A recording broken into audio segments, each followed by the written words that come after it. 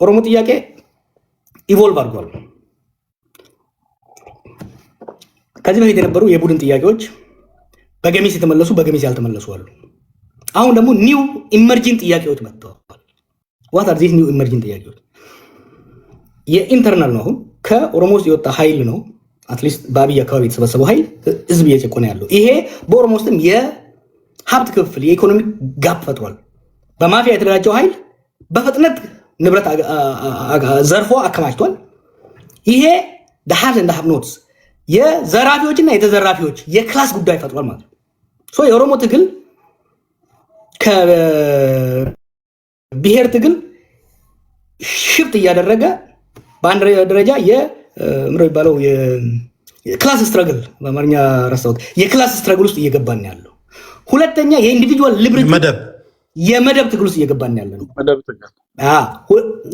አድቫንቴጅ አለው። አሁን የመደብ ትግል ውስጥ እየገባን ነው። ሁለተኛ የኢንዲቪጁዋል ሊብሪቲ ትዝ ይለኛል ከነብርሃኑ ነጋ ጋር የዛሬ 20 ምናምን ዓመት ስንከራከር የነበረው የቡድን መብት ይሻላል ይበልጣል የግል የምንለው። አሁን የኦሮሞ ትግል የቡድን መብትን ሻምፒዮን እያደረገ የሚመጣበት ለምን እንደ ግለሰብ እየተገደለ እንደ ግለሰብ እየተዘረፈ እየተሰቃየ ስላለ የህግ የበላይነትን የኢንዲቪጁዋል ሊብሪቲን የግሩፕ ጥያቄውን ሳይጥል እየጨመረ የሚመጣበት ሂደት አለ። ይሄ እንደ አድቫንቴጅ አየዋለሁ። አክሮስ ከአማራውም ጋር ከትግራይም ጋር ከደቡብም ጋር ሊያስተባብር የሚችል በተለይ የመደብ ትግሉና የኢንዲቪጁዋል ትግሉ ክሮስ ብሪጅ ለማድረግ እድል የሚሰጥ መሆኑን መጥቀስ ያስፈልጋል። አጠር አድርጌ ለመጨረስ አብይ ሊያስቀራቸው ይችል ነበር ወይ? አጌን የእሱ ተቃዋሚም ቢሆን የሀገሪቷን ችግሮች በሙሉ እሱ ብቻውን ፈጠረ ማለት ፌር አይደለም። ግን የመፍትሄ ቁልፉንም ትልቁን ፕሮባብሊ 70% በሱ እጅ ነበር። ለእንደዛው ለችግሩን ኮንትሪቢዩት ያደረገው ትልቁን በርደን is with him the buck stops with me አይደለም የሚለው ኦባማ ትልቁን ነገር ማድረግ የቻለው አብይ ሲመጣ ኃይለ ማርያም ይሆናል ብለው ጠብቀው ነበር። let's be fair እኔ I was there ይሄ ነገር ሲፈጠር አትሳሳቱ። ህወሓቶች እኔ ስታገልባቸው ነበረው ህወሓቶች መጨረሻ ላይ ሰው እንደሚለው እኮ ሙሉ በሙሉ ተሸንፈው ሳይሆን ባንኩም ታንኩም እንዳላቸው ነው። ከዚህ በላይ መሄድ ለትግራይ ህዝብም ለኢትዮጵያም አይጠቅምም የሚለው ላይ ተስማምተን ነው ማዕከላዊ ስልጣን የለቀቁት። አብይም ብቻ ሳይሆን ከኦሮሞ ሊመጣ የሚችልን ኃይል የመረጧቸው ሰዎች ነበሩ እኮ ኃይለማርያም እንዲሆኑላቸው። እነሱ ሪጀክት ስናደርግ it was clear የሚመጣው ሰው ኃይለማርያም ሊሆን እንደማይችል አምነው ነው። ፕሮባብሊ ከጌታቸው አሰፋ ፋክሽን ውጪ ያለው እነ ሳሞራ እነ ስዩም እና አባይ ተቀብለው ነው ስልጣን የለቀቁት። ኃይለማርያም ይሆናል የሚል እንደዛ እናስቀጥላለን የሚለው ተስፋ በ2017 መጨረሻ አካባቢ ላይ የህወሓት የ45 ቀን ስብሰባ በኋላ ይሄ ግምገማ አልነበረም። እንዲሆንም አልተፈለገም። ከኦሮሞም ከአማራም ከደቡብም እሱ ፓፔት እንዲሆን ይፈልግ አልነበረም። ከትግራይም ይልቅ ይፈልግ አልነበረም። ወደ ጦርነት ያስገባው አብይን ፓፔት የማድረግ ጉዳይ ሳይሆን የኢንሴኪዩሪቲ ጉዳይ ሪአሹራንስ ያስፈልገው ነበር። በስልጣን ላይ ለረጅም ጊዜ የነበረ ኃይል ስልጣን ሲለቅ በግለሰብ በቀል እንዳይመጣበት እንደ ማህበረሰብም ችግር እንዳይመጣበት ሴንተሩን ከተቆጣጠረው ኃይል ሪአሹራንስ ያስፈልገው ነበር። አንድ ይሄን ማድረስ አልቻለም። ይሄን ብቻ ሳይሆን በኦሮሚያ ውስጥም ያለው በአማራ ውስጥም ያለውን ሁኔታ ማኔጅ ማድረግ የሚያስችል ሁኔታ አልተፈጠረም። አንድ ብቻ መሐመድ ያለው ላይ ኮሜንት ላደርግ። አንድ መስማት እንፈልገው ነገር ስላለ ሽፈራው ቢሆን እንዲህ ሊሆን ይችል ነበር። እጩ ነበሩ። ደብረጽዮን አለ፣ ደመቀ አለ፣ ሽፈራው ሽጉጤ ያለ አብይ ናቸው የነበሩት መጨረሻው ላይ። ሌትስ ሴይ ሽፈራው ሽጉጤ ቢሆን በአብይ አህመድ ቦታ አሁን የሆነው ነገር ይሆናል ብለህ ታስባለህ? ሊሆን የሚችልበት እድል አልነበረም። ሪያሊስቲክ ሆነን እንነጋገር። የዛን ጊዜ የፖለቲካ ፕሬሸሩን በግንባር ቀደም እየመራ ያለው የኦሮሞ ኃይል ነበር። ከኦሮሞ ጀልባ ደግሞ የነበረው የአማራ ኃይል ነበር።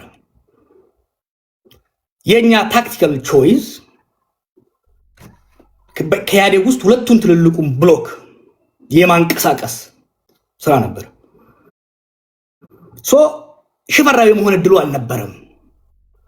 ነገር ግን ሽፈራ በሁለቱ ብሎክ ቢደገፍ ኖሮ የተሻለ ሊሰራ የሚችልበት እድል ነበር። ግን ሽፈራዊ መሆን እድል ሃይፖቴቲካል ነው አንተ የጠየቀኝ። ግን ያ ሃይፖቴቲካል የመሆን እድሉ በጣም ጠባብ ነበረ።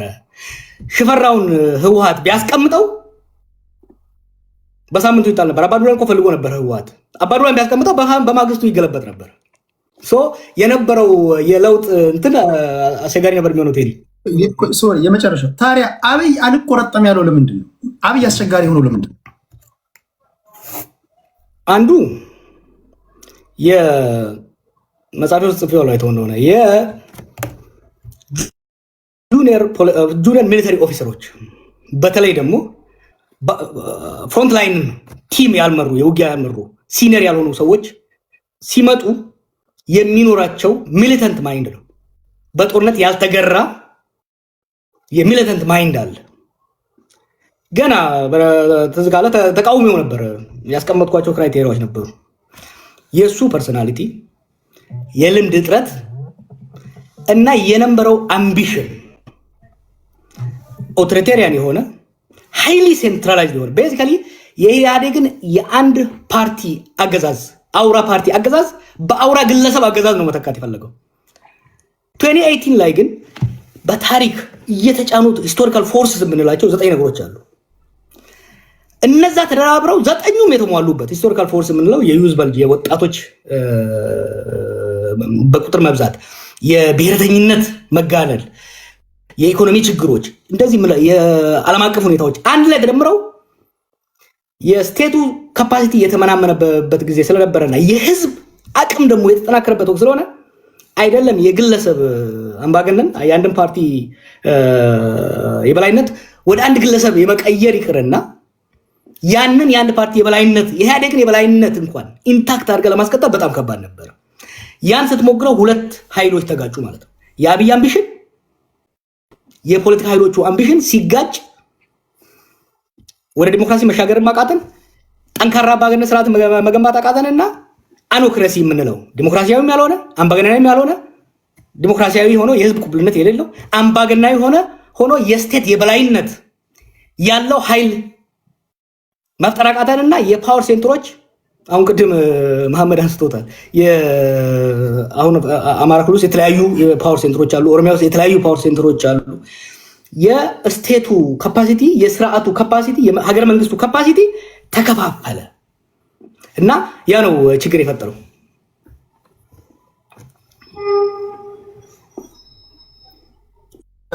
ጨርሳል ጀዋር? ጨርሻለሁ። አይ ቲንክ ለጠያቂዎች እድል እየሰጠን ሰዓትም እየሄደ ስለሆነ እንደዛ ከዛ ለእናንተ እድል ስጣችሁና በተነሱ ጉዳዮች ላይ ለሁላችሁም በመደዳ መጨረሻ ላይ የማደርገው በቃ ቦታው ሁለት ክፍት ይሁን። ከገዢው ፓርቲ ሰዎች ከተቃዋሚም የተወሰናችሁ ሰዎች ጥያቄና መልስ ነው የምናደርገው። ምጥን ያለ ጥያቄ ታቀርባላችሁ። ለሌላ ጊዜ ቀጠሮ ይዘን እንሰናበታለን። ወደ አሉላ ልምጣ። አሉላ እሺ። መልካም ወንድሞቼ እንዳነሱት ከሀገረ መንግስቱ ምስረታ ጋር ተያይዞ እየተንከባለሉ የመጡ የኢህአዴግ ችግሮች ይታወቃሉ። በሀገረ መንግስቱ ዙሪያ የኢትዮጵያውያን አለመስማማት፣ ኢህአዴግ ጸረ ዲሞክራሲ የሆነ መሄድ እና በሂደት የኢህአዴግ መፈረካከስ ማለት በተገቢ የተገነባ ተቋምና መንግስታዊ መዋቅር የፓርቲ የበላይነት ስለነበረ ከፓርቲው ጋር አብሮት ይዞ የመውደቅ ችግሮች ኢንፋክት ቅድም ጀዋር ገልጾታል። ኢህአዴግ ባይወድቅ ይመረጥ ነበር። ምክንያቱ አገሪቱ የራሷ የገነባቻቸው መንግስታዊ ተቋማት የምንወያይባቸው የሀብትም ክፍፍል ሌላም ጉዳይ የስልጣንም የምንም ባልነበሩበት ሁኔታ ኢህአዴግ ሲወድቅ ይዞት ነው እንትን ያለው።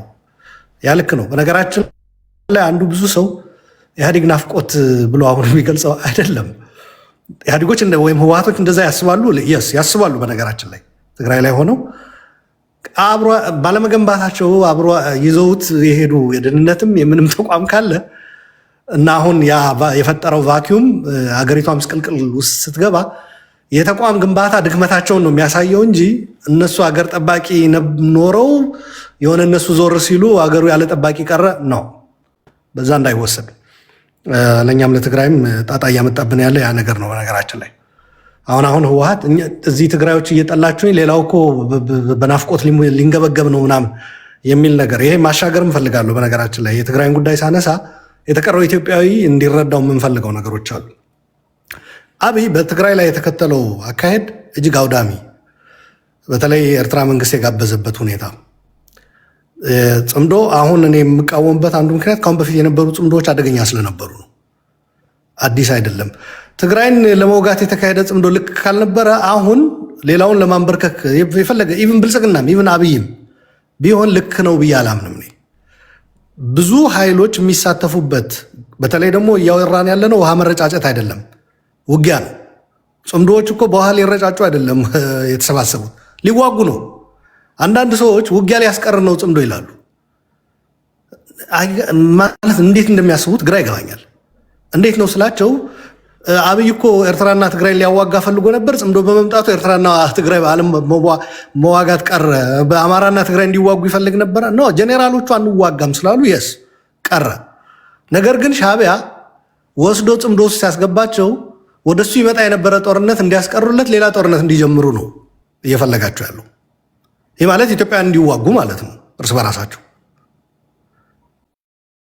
ካሁን በፊቱ የትግራይም ብዙ ሰው በተሳሳተ መልኩ ይረዳዋል። የኢትዮጵያ ሀብት፣ የኢትዮጵያ ሰው፣ የኢትዮጵያ ዜጋ ያለቀበት ነው። እዛ ሄዶ የተዋጉ ኢትዮጵያውያንም አልቀዋል። ከዛ በኋላ ደግሞ የቲዲኤፍ ወደ አማራና ወደ አፋር በገባበት ጊዜ እዛ ላይ ብዙ ውድመት ተፈጽሟል። የኢትዮጵያ ሀብት ነው እዛ ላይ የሚወደመው። ሻዕቢያን የሚያዩበት መነጽር ብዙ ሰዎች የተሳሳተ ነው የምለው ለዚህ ነው። እኛ እርስ በራሳችን እየወደምን እንደሆነ ነው የሚያውቀው። ወደሱ የሚመጣ ጦርነት እያስቀረለት እንደሆነ ነው የሚያውቀው እንጂ ከኢትዮጵያውያን ጋር እኛ ኢትዮጵያውያን ሰላም ሆነን አጠቃላይ ሌላውም ሰላም ሆኖ ኤርትራም ሰላም ሆኖ የሚደረግ ጽምዶ አይደለም ልለፈልግ ነው። ኖ እሳቱን እዛ ሙቁት ራሳችሁ። እንዲያውም አንዳንዶቹ የትግርኛ ነገርም ስላለ ነው በድፍረት ኢትዮጵያውያንን ኮርስ የትግራይም ላይ ያፋጀናቸው፣ አሁንም ሌላ አሳይመንት ሰጥተናቸዋል። እዛ ይፋጃሉ፣ ኢትዮጵያ ትበታተናለች። ከዛ የኛ ትልቁ ስጋት ይቀረፍልናል፣ ኤርትራ የመገንባት ማለት ነው፣ የኤርትራ ሀገርነትን የማስቀጠል ግንባታ የሚለውም ነገር የሚባለው ነገር እንኳ አስቂኝ ስለሆነ እንቶ እየተገነባ ነው የሀገሩ ካላችሁ አይደለም። የሀገረ መንግስት ግንባታ አላካሄዱም። ኤርትራ አልተቋጭም። እና ለማንኛውም ግን ማሻገር የምፈልገው ከትግራይ በኩል አብይ እነዚህን ኃይሎች ይዞ ወደ ትግራይ ሲዘምት የኢትዮጵያውያኖች እልቂት መሆኑ እንዳለ ሆኖ የትግራይ ህዝብ ደግሞ ጀነሳይድ ነበር የተደገሰበት። ኢወዝ ጀነሳይዳል ዎር። ከበባ ነበረው፣ መዝጋት ነበረው፣ ማስራብ ነበረው። የትግራይን ህገ መንግስቱ ሪኮግናይዝ ያደረጋቸው ግዛቶች ቆራርጦ መውሰድ ነበረ። ተፈናቃይ ደግሞ በተለይ አሁን ትግራይ ላይ ያለው ትልቁ ችግር ብዙ ሰዎች እንዲረዱት፣ ኢትዮጵያውያን እንዲረዱት የምፈልገው እንደ ዜጎችም እንድታስቡላቸው የምፈልገው ባገኛችሁት አጋጣሚ ትግራይ ውስጥ ያለ የተፈናቃይ ቁጥር ያስደነግጣል። ትግራይ ራሱ ክልሉ የተፈናቃይ ክልል ሆኗል። ተፈናቃይ የሌለበት ከተማ የለም። ትልልቅ ከተሞች፣ ትምህርት ቤቶች የተፈናቃይ መሰብሰቢያ ሆነው ትምህርት መጀመርም አልተቻለም። እና የአይዲፒ ክራይሲስ ትግራይ ውስጥ ትልቅ ነው። በዛ ላይ አሁን ድርቅ እየመጣ ነው። የዘንድሮ ክረምት በሌሎቹም የሀገሪቱ አካባቢዎች ችግር እንዳላቃለሁ። ትግራይ ላይ ደግሞ በተለይ ዝናብ እየጣል አይደለም። ከፍተኛ የሆነ የምግብ እጥረት እንደሚፈጠር አውቃለሁ። በዛ ላይ ዓለም አቀፍ ማህበረሰብ ደግሞ ድጋፍ እየሰጠ አይደለም። ህወሓቶች ደግሞ በዘረፋ መሀል ሀገር በምታውቋቸው ብቻ አይደለም የእርዳታ እህል ዘርፈዋል ትግራይ ውስጥ፣ በዛ ይታወቃሉ። አሁን ደግሞ የባሰ ያደረገው በእንቅርት ላይ ጆሮ ደግፍ የሚታገልላቸው ሰው አጥቷል። ታውቁታላችሁ። ይንን ልክ ብልጽግና የሚታገልለት አጥቶ እንደሚያፍሰው ህወሓቶች እያፈሱ ነው። ባለፈው በነበረው ጦርነት ወጣቱ ራሱ ፈልጎ ነበር የታሉ መሪዎቹ ብሎ ሄዶ የታገለው። አሁን ግን ወጣቱ አልታገልም ብሎ ህግ አውጥተው በጣም አፋኝ የሆነ ህግ፣ በነገራችን ላይ እንደ ኢህአዴግ ሆነው ህወሓቶች በመሀል ሀገር በስልጣን በነበሩበት የሚያወጧቸው ህጎች ነበሩ አይደል? አይታችሁ ሰምታችሁት የማታውቁ በክልል ደረጃ ሀገር ሳትሆን እጅግ አስደንጋጭ የሆነ አስነዋሪ የሆነ ህግ አውጥቷል። አንድ ሰው መታገር ራሱ ስህተት ነው ብሎ በሚዲያ ከተናገረ ይታሰራል ይላል። ኦር ለአፈሳ የሄዱ ሰዎች ክብራቸውን የሚነካ ንግግር ካደረገ ጭምር እነዚህ በካድሬ ምናምን ይቀለድ የለ በእነዚህ አንተ አትታገልም እንዴ ምናምን ብለው ሄደው በየመንደሩ የሚናገሩት እነሱ ላይ ማሾፍ ራሱ በህግ ያስጠይቃል። ትግራይ ውስጥ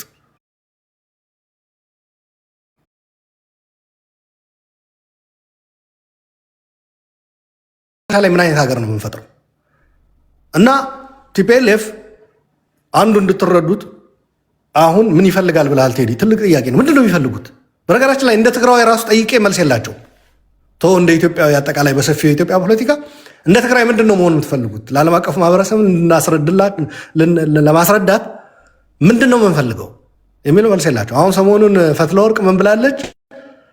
ግዛታችን መመለስ፣ የተፈናቀለውን የህዝባችን ህልውና ማስቀጠል፣ የራስን እድል በራስ የመወሰን ሙሉ በሙሉ ማረጋገጥ ብላለች።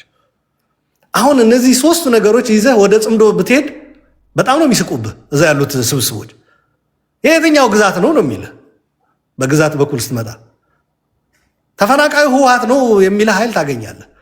በላዩ ላይ ደግሞ የትግራይን ህልውና ለማስቀጠል የሚለው ነገር ሻዕቢያ የትግራይ ህዝብ ህልውና ማስቀጠል የሚባለው ተቀብሎ ያውቃል እንዴ? በታሪኩ አያውቅም። ኔቨር። ስለዚህ ይሄ ለዚህ ማስረጃ የሚሆነ ደግሞ የ77 ድርቅ መንገድ አጥተው ትግራዮች በኤርትራ በኩል ሲወጡ ዘግቶ እዛው በረሃብ ይለቁ ብሎ የፈረደበት ታሪክም አለ። ማንም የሚያውቀው ነው። መጽሐፍቶች ላይ ተጽፏል። የአረጋዊ በርሄ መጽሐፍም ፒኤችዲ የሰራበት ማንበብ ትችላላችሁ። ስለ ቲፒኤልኤፍ አርምድ ስትራግል የጻፈው ማለት ነው። ምን ልላችሁ ፈልጌ ነው፣ ይህ ሁሉ እያደረጉ ትግራይ ውስጥ የሁሉ ችግር እየፈጠሩ አሁን ግን ትግራዩ ነው እምቢ ያለን እንጂ እኛ እኮ አዲስ አበባ እየጠበቀን ነው ሰው። አሁን እዚህ ላይ የሚያሳየው ምንድን ነው? ከተፈናቃይ መመለስ ከምዕራብ ትግራይም ደቡብ ትግራይም በላይ እየፈለጉት ያሉት ወደ አዲስ አበባ መመለስ ነው። እኔ እንደ ግሌ ከጠየቀኝ ሄል ኖ ነው የምለው። በማን ህይወት ጦርነት በማካሄድ እንደገና ተመልሰው ለምንድን ነው የተመለሱት? ከደብረ ብርሃን መጀመሪያ ይገምግሙት እስኪ። እውነት ካላቸው ይገምግሙት እስኪ። ሲንሲየር በሆነ እንትን ማለት ነው። ያየሁ ነው ቴዲ ሰዓት እያልከኝ ነው። እጅግ በጣም ውስብስብ የሆኑ ችግሮች ትግራይ ውስጥ አሉ። ይህንን ተረዱልን። ህወሓት ከትግራዮች ጋር ባለመወያየት አዲስ አበባ በመመለስ ግን ከሌሎች ጋር ጨርሻለሁና እዛ አካባቢው በአዲስ አበባ ዙሪያ የሚዋጉ አሉ ከነሱ ጋር ተቀላቅዬ እገባለሁ ነው እያለ ያለው። እኛ ደግሞ ያልን ያለ ነው መጀመሪያ ከትግራይ ጋር ተወያይ ነው። ለሌላውም ይሄ ነው የማሳልፈው። በነገራችን በየአካባቢ ያሉ እንትኖቻችን እንወያይ። ፋኖ በጎጃም በጎንደር በማም ተከፋፍሎ እንዲዋጋ አልፈልግም እኔ። ያ እየፈቱ ነው እነሱ አይደል? ፈተዋልም በተወሰነ መልኩ። ስለዚህ ልክ እንደዛ ትግራይ ውስጥም ያሉ ችግሮች በጋራ የትግራይ አቀፍ የሆነ ውይይት ተካሂዶ ተፈቶ ከዛ በጋራ ወደ ኢትዮጵያ በምንወያይበት ነገሮች ሰላም በሚመጣበት ቅድም አሸናፊ ሲገልጽ ነበረ። የጋራ በአፋጣኝ ተኩስ ቆሞ የጋራ ሁሉን አቀፍ የሆነ ውይይት በኢትዮጵያ መጀመር አለበት ብሏል። የስ ትግራይም ላይ ያ ነው ዲማንድ እያደረግን ያለ ነው። በትግራይም እንደዛ መካሄድ አለበት። በጋራ በኢትዮጵያ ደረጃ በሚካሄደውም መሳተፍ አለብን ነው። አመሰግናለሁ። ቴንክ ዩ አሉላ። ቀጥታ ወደ ትንግርቱ ነው የሚሄደው። እሺ፣ በጣም አመሰግናለሁ ቴዲ። ሁለት ጥያቄ ነው አክቹዋሊ ጠየቅኝ። ሌሎቹም አክቹዋሊ የተነሱ ሀሳቦች ላይ በተወሰነ መንገድ ሪፍሌክት ባረግ ጥሩ ይሆናል ብዬ አስባለሁኝ። የጽምዶን በተመለከተ አይ ቲንክ የተለያየ እይታ እንዳለ እዚህ ቤት እመለከታለሁ። አማራን በተመለከተ እኛ ጦርነት ውስጥ ነው ያለ ነው። ህዝባችን ጦርነት ውስጥ ነው ያለው። ስትራቴጂክ ቾይዛችን ህዝባችንን ከህልውና ጥቃት ለመታደግ የምናደርጋቸውን ትብብሮች የምንመርጠው ነው የምንወስነው እኛ ነን። ጦርነት ውስጥ ባንሆን ኖሮ ከማን ጋር መተባበር እንዳለብንና እንደሌለብን ከሌሎች የውጭ ኃይሎች ጋር ወይ ከሀገር ውስጥ ካሉ ኃይሎች ጋር መተባበር አለብን የለብንም የሚለውን የሚወስነው ነባራዊ ሁኔታው፣ ፖለቲካዊ ሁኔታው ነው። ጦርነት ውስጥ ያለ ህዝብ ግን ስትራቴጂክ ቾይዙን የሚያደርገው ራሱ ነው። ስለዚህ ጦርነት ያወጀብን አካል ከማን ጋር መተባበር አለባችሁ ከማን ጋር መተባበር የለባችሁም የሚለውን አይወስንልንም ማለት ነው እንደ አማራ።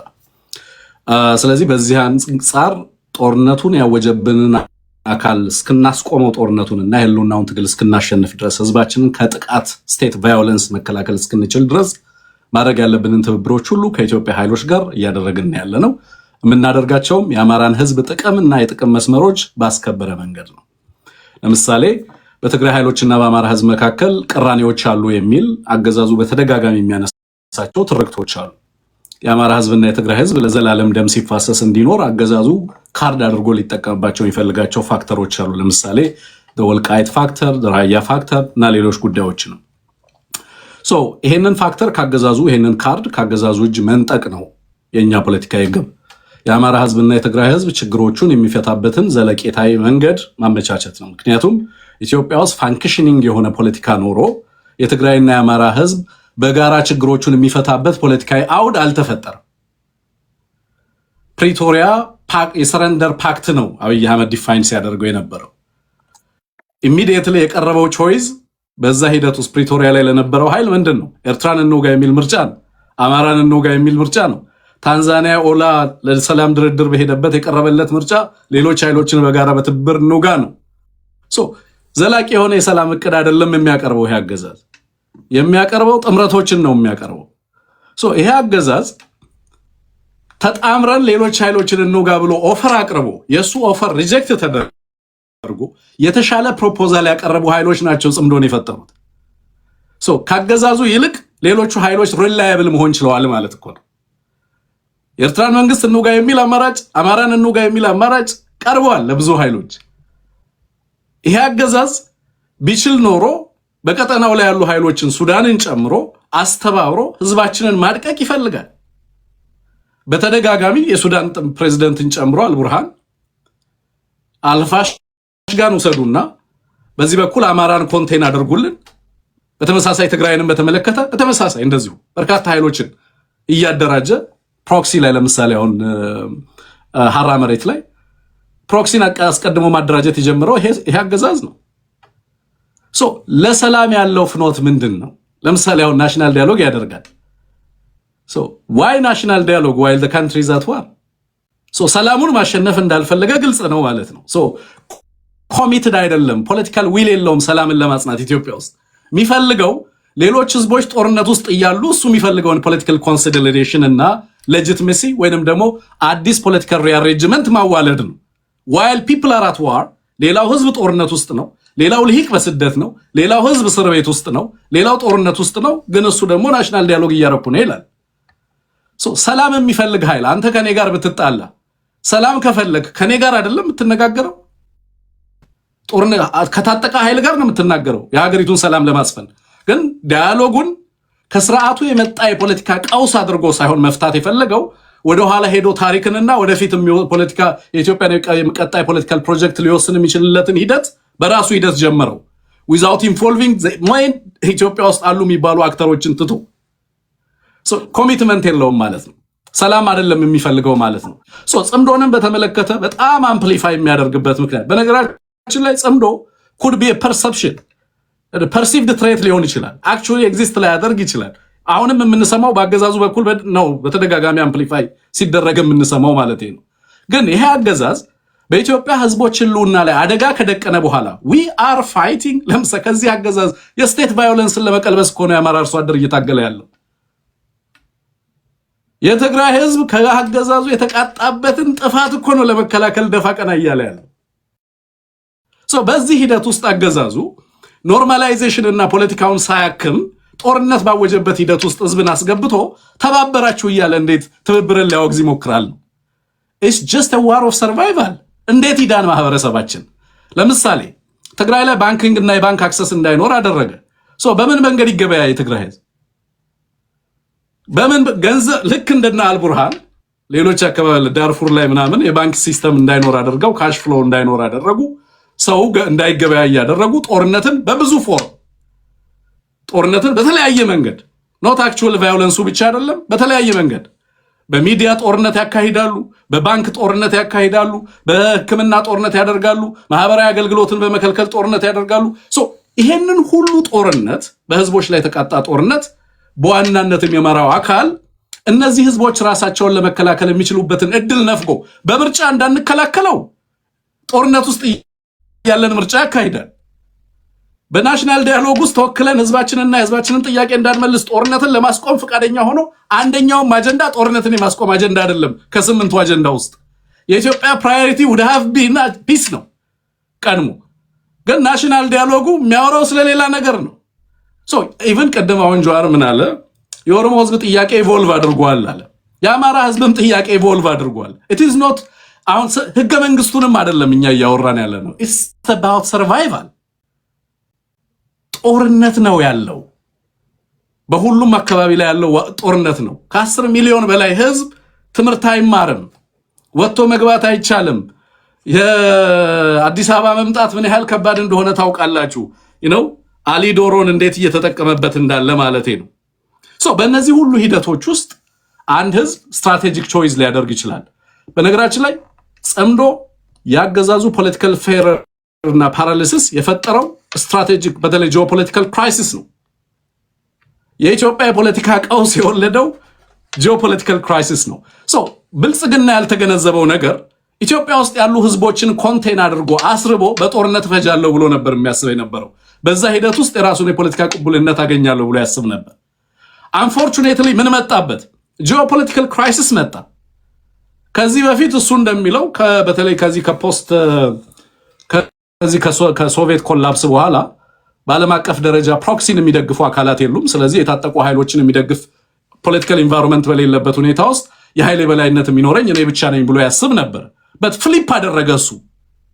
አሁን አብይ አህመድ አንዱ ፕሮክሲ ነው፣ ራሱ በሌሎች ኃይሎች የሚደገፍ አካል ነው የሆነው።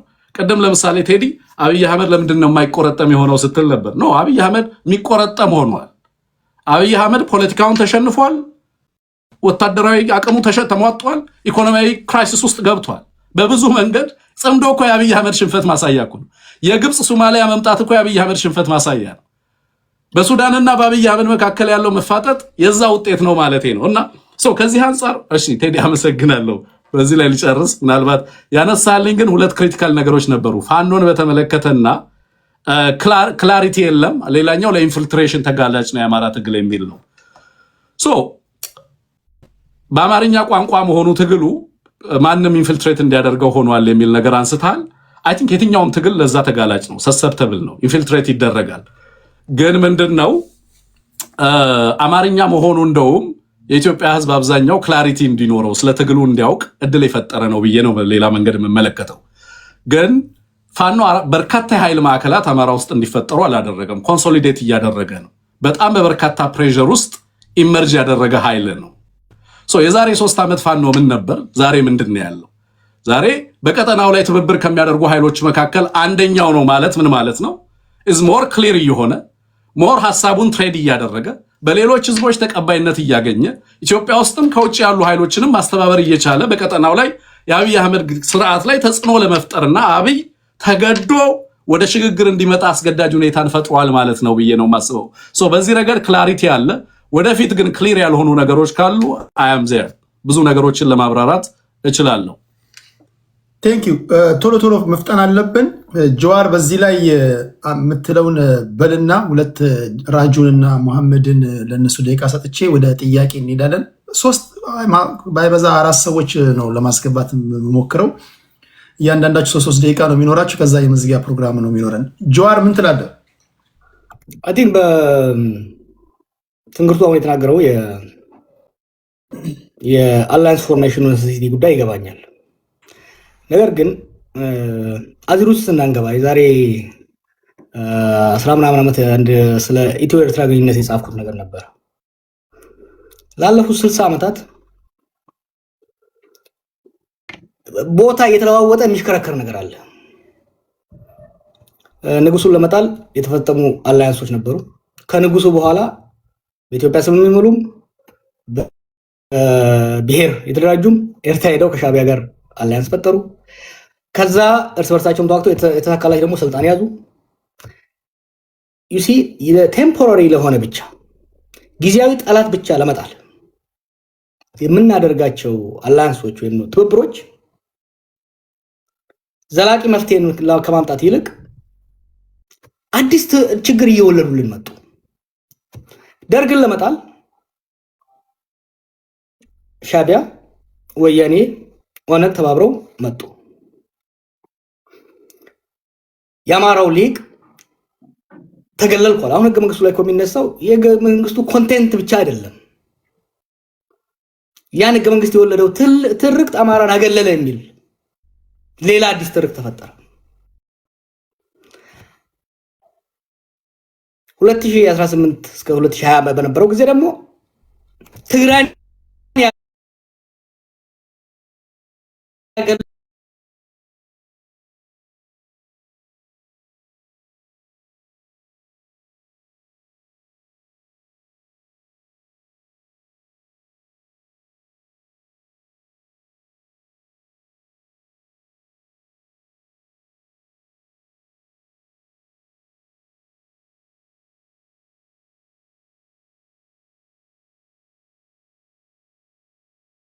የሚደግፉ ሰዎች ደግሞ ጽምዶ መጣል ሰሜን መጣል እያሉ ኦሮሞና ደቡብን ለማስወካት የሚያደርጉ ነገር ደግሞ አያዋጣም። አዲስ አበባ ላይ መድረኩን ዝግ አድርገው የፖለቲካ መድረክ ከተዘጋ ስክሪፕቶ ይቀመጥና ክላሽ ይነሳል። ፔሪድ። ክላሽ ያነሳ ኃይል ደግሞ ወዶ ሳይሆን በግድ ከሌላ ኃይል ጋር ይተባበራል።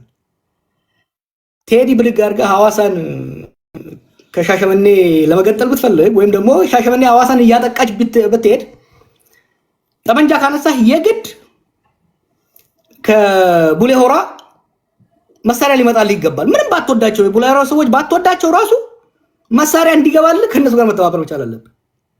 ኢንሰርጀንሲ ለዚህ ነው ከጦርነት ካልወጣን ድረስ አንደኛ እነኚህ የውስጥ አላያንሶች የተቀያየሩ ይሄዳሉ። ሁለተኛ ከውጪ ኃይሎች ጋር የሚኖረውን ትስስር መቁረጥ አንችልም። ለምሳሌ ግብጽ ነው ለኛ ትልቁ አስጊ አይደለም? ኢትዮጵያ ግብጽ 3 ስትራቴጂ ነው የምትጠቀመው። አንዱ የውስጥ ቀውስን ማባባስ ነው።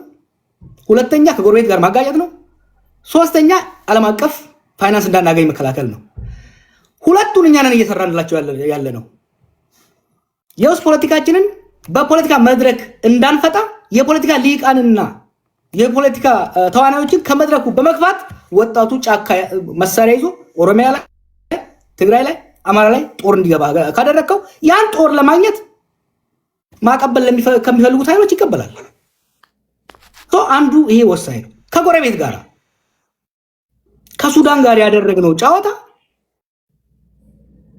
ሱዳን ውስጥ ሄደን የሌላ ሀገርን አጀንዳ ለማስፈጸም ያደረግነው ነገር ሱዳንን ገፍቶ ከአማጽያኖች ጋር ከኤርትራ ጋር እንዲያሰልፍ አድርጓል ማለት ነው።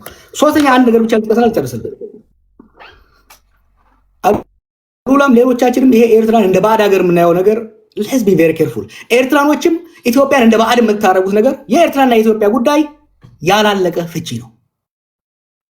አሉላ አንድ ነገር ብሏል። የኤርትራ ስቴት ቢልዲንግ ወይ ኔሽን ቢልዲንግ ፕሮጀክት አልተቋጨም። ከኢትዮጵያ ጋር ያለው ጉዳይ እስካልተቋጨ ተቋማዊ በሆነ መልኩ ሰላማዊ በሆነ መልኩ የሁለቱን ሀገራት ጥቅም ባማከለ መልኩ እስካልፈጠረው ድረስ የኤርትራ ሀገረ መንግስት ግንባታ አይጠናቀቅም። የኤርትራን ሴኩሪቲ ትሬትን የሚያደርግ አስተላለፍ አዲስ አበባ ላይ እስካለ ድረስ ኢትዮጵያ ውስጥ ሰላም ሊኖር አይችልም። የኤርትራና የኢትዮጵያ ሰላም ኢንተርዲፔንደንት ነው። የኢትዮጵያና የኤርትራ ኢኮኖሚ እድገት ኢንተርዲፔንደንት ነው። ልትለየው አትችልም። ይሄ ለዚህ ነው እኔ ብዙ ጊዜ ይሄን ከኤርትራ ጋር ስፔሻል ሪሌሽንሽፕ ነው ሊኖረን የሚገባው ጎበዝ። በእንግሊዝና በአሜሪካው መካከል ያለው አሜሪካ ስፔሻል ሪሌሽን ነው ከእንግሊዝ ጋር ያላት ስለዚህ ዘሴም ውስጥ ፍራንስ ለምን ረጅም ማህበራዊና ታሪካዊ ትስስር ስላለ የኛ ደግሞ ከዛ ይበልጣል። ሊፈታ የማይችል ጂኦግራፊ ትስስር አለን። ረጅም ድንበር ብቻ ሳይሆን እኛ የነሱ ወደ መጠቀም አለብን። እነሱ የኛን ማርኬት አክሰስ መድረግ መቻል አለባቸው። የኛ ኢኮኖሚ እንዲያድግ ከፈለግን በምስራቅ አሰብን አክሰስ ማድረግ መቻል አለብን።